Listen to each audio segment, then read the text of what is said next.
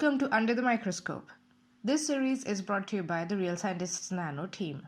Our goal is to provide a platform where scientists can communicate their work and interact with the public.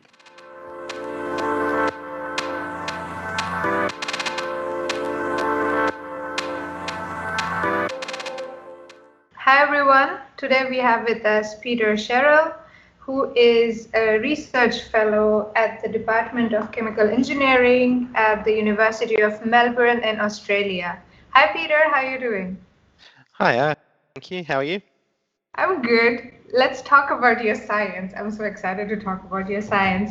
So, could you explain your research in super simple words to us, please? So, what I do is I look at trying to take the properties of nanomaterials. So, these are materials that are many thousands of times smaller than a human hair and build them together into much larger structures. So, we can exploit their properties to make new electrodes for batteries, new electrodes for supercapacitors, start to make devices that can harvest energy from movement of your skin, or even be implanted into your body for tissue engineering applications. So really what I like to do is try to make these assembly of nanomaterials targeted directly for some sort of practical application we can try to use.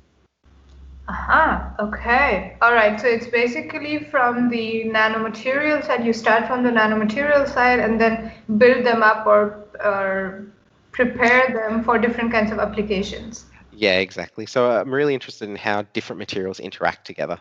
So how they stick together and how they form pretty 3D structures. I like taking nice microscope images and seeing how these can enable the applications. Because one of the cool things about nanotechnology is you can see so precisely what you're making, and you see these architectures on a tiny scale that have dramatic implications in everyday life.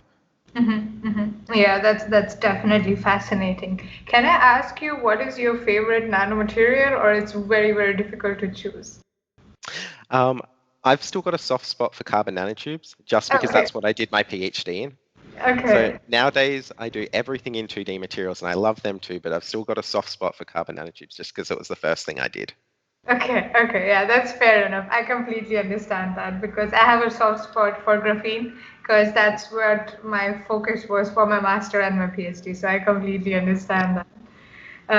All right, super. So you mentioned you take a lot of beautiful pictures and your science already sounds super interesting. So I'm sure there would be a lot of pictures when you will be curating the Real Sci Nano Twitter account. So what can the followers expect in the week that you will take over the account? So what I want to start with is basically an introduction of who I am, because a lot of the followers probably have no idea about that, and sort of talk about how I got to where I am in academia. You know, coming from my PhD, working with nanotubes and into all the other nanomaterials I talk about now.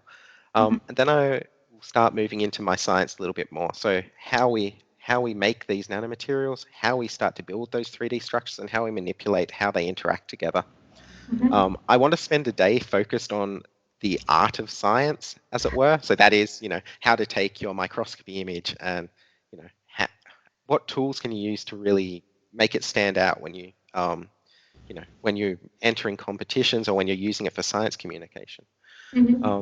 Then back a little bit more to the hard science, into you know the applications of the 3D structured material. So diving into those batteries, supercapacitors, sensing, biomedical devices I talked about earlier.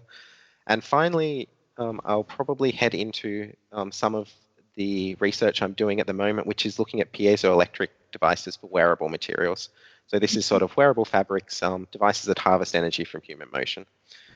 And hopefully that is quite broad, and if depends on the engagement we get, we can dive down a little bit more into some topics or pick in other ones as well. Okay, all right, super. So it sounds like a super action-packed week. There is so much about. It's so cool. It's so amazing. So thank you very much, Peter, for speaking with us and looking forward to having you on Real Scientist Nano. Thank you.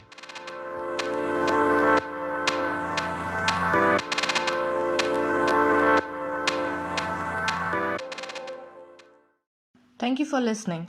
To know more about us, please visit our website, realscientistsnano.org, and follow us on Twitter at realsci_nano.